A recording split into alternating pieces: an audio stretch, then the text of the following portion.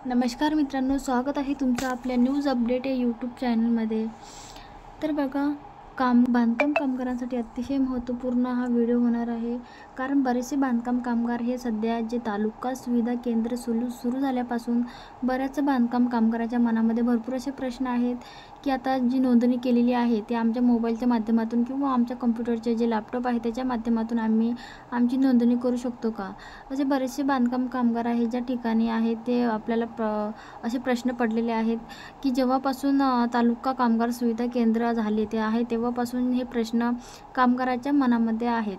तर आता काय झालेलं आहे तर बघा, ज्या कामगारांनी जे आचारसंहिता होती त्या आचारसंहितेच्या पूर्वी ज्यांनी नूतनीकरण नोंदणी केलेली आहे अशा कामगारांना काहींना मेसेज येईल आहे सुरू झालेला आहे, परंतु हे मेसेज जे आहे ते मेसेजामध्ये सांगितलं आहे की तुम्हाला जे सांगितलेलं आहे की या ठिकाणी तुमचं जे 90 दिवसाचं जे प्रमाणपत्र आहे ते घेऊन तुमच्या जवळच्या तालुका सुविधा केंद्रामध्ये जायचं आहे पडताळणीसाठी।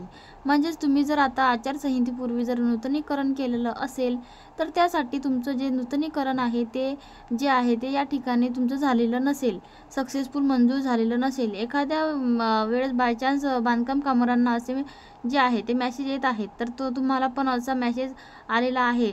तर या ठिकाणी तुम्ही काय दिलेलं आहे तर बघा, तुम्ही जे तालुका आहे तुमचा त्या तालुक्यातील ठिकाणी 90 दिवस काम करायचं जे प्रमाणपत्र आहे ते त्या ठिकाणी पडताळणी केलेलं जाईल।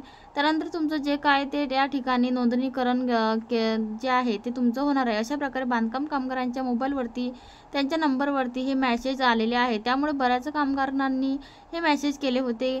तर आता आपल्या मोबाईलच्या माध्यमातून आम्ही म्हणजेच आपल्या लॅपटॉप जे आहे त्या माध्यमातून, कॉम्प्युटर आहे त्याच्या माध्यमातून नोंदणी करू शकतो का? तर या ठिकाणी जे काय आहे ते आपण इथं क्लिअर करणार आहोत। तर बघा, सरकारने पण सांगितलं नाही की तुम्ही तुमच्या जी तुम्ही नोंदणी करू नका असं काही सांगितलेलं नाही आहे, परंतु काही कारणास्तव आता आचारसंहितेपूर्वी स्वतःच्या मोबाईलच्या माध्यमातून किंवा स्वतःच्या उपकरणामधून जे नोंदणी आहे आहे ते तुम्ही नूतनीकरण केलेलं आहे, त्या नूतनीकरण जे आहे केलेलं आहे त्यांच्या ठिकाणी रिजेक्ट झालेले तुम्हाला या ठिकाणी लाईव्ह प्रूफ दिसणार आहे।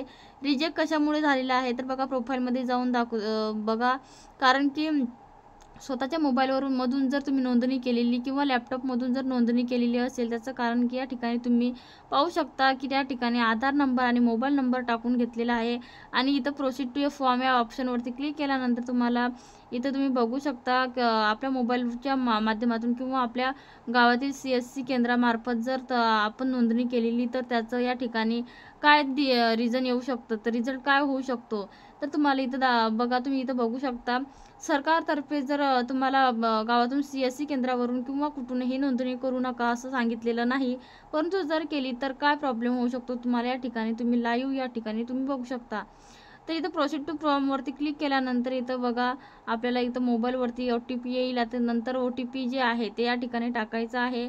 OTP टाकल्यानंतर जे आहे त्या ठिकाणी तुम्हाला OTP अगदी काही सेकंदात म्हणजे काही मिनिटातच येऊ शकतो। OTP टाकल्यानंतर तुम्हाला व्हॅलिड या ऑप्शनवरती निळ्या कलरच्या बटनावरती तुम्हाला क्लिक करायचं आहे।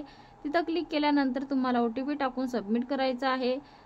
सबमिट केल्यानंतर बघा, इथं मित्रांनो काय कारण असते या ठिकाणी तुमचं जी OTP आहे ती येत नाही आहे, या ठिकाणी जे आहे ते तुम्ही बघू शकता असं काय कारण असतं या ठिकाणी तुम्हाला स्क्रीनशॉट इथं बघू शकता तुम्ही।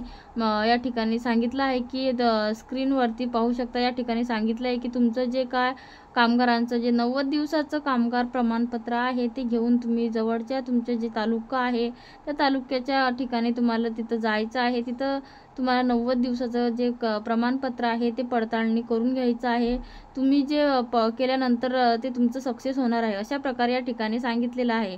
आता नोंदणी करायला गेले तर नोंदणी करताना पण काय अडचण येत आहे तर बघा, या ठिकाणी नोंदणी करताना पण काही अडचणी नाही आहे। आधार नंबर आणि मोबाईल नंबर टाकून तुम्ही पुढे प्रोसेस करू शकता।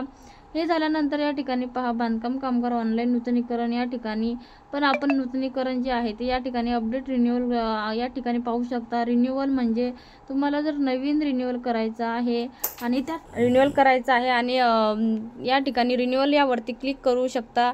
तर अशा प्रकारे हे जे तुम्हाला संपूर्ण या ठिकाणी रिन्यूअल करता येणार आहे। तर आता घरी बसून तुम्ही, परंतु जे तुम्हाला जे मेसेज आलेला आहे ते तुमचं जे नूतनीकरण आहे ते रिजेक्टमध्ये जाऊ शकते। तर त्याच ठिकाणी तुम्ही काय करायचं आहे, ते तुमचं जवळचे जे कामगार सुविधा केंद्र आहे त्या कामगार सुविधा केंद्रावरती जाऊनच जे आहे त्या ठिकाणी तुम्हाला नूतनीकरण करून घेणं गरजेचं आहे, म्हणजेच बंधनकारक आहे। तर बांधकाम कामगारांना लाभार्थ्यांना नूतनीकरण असेल किंवा तुमचं तालुका सुविधा केंद्रावर सध्या करून घ्यायचं आहे या ठिकाणी। तर अशा प्रकारे जर तुम्हाला मेसेज येत असेल तर तुम्हाला तुमचं 90 दिवसाचं जे कामगार प्रमाणपत्र आहे ते लवकरात लवकर काढून घ्यायचं आहे, तेव्हा सरकार तुम्हाला याचे बेनिफिट्स देणार आहेत। जर तुमच्याकडं 90 दिवसाचं काम करण्याचं प्रमाणपत्र नसेल तर तुम्हाला याचं बेनिफिट्स मिळणार नाही आहे। तर लवकरात लवकर हे 90 दिवसाचं जे प्रमाणपत्र आहे काम करण्याचं ते लवकरात काढून घ्यायचं आहे। आणि ज्यांनी काढलेले नाही त्यांच्यापर्यंत नक्की हा व्हिडिओ शेअर करा आणि चॅनलवरती जर पहिल्यांदा आला असेल तर चॅनलला सबस्क्राईब करा। अशाच महत्त्वपूर्ण अपडेट्स आपल्या चॅनलवरती येत असतात। चला तर भेटूया असेच एका नवीन व्हिडिओमध्ये। धन्यवाद।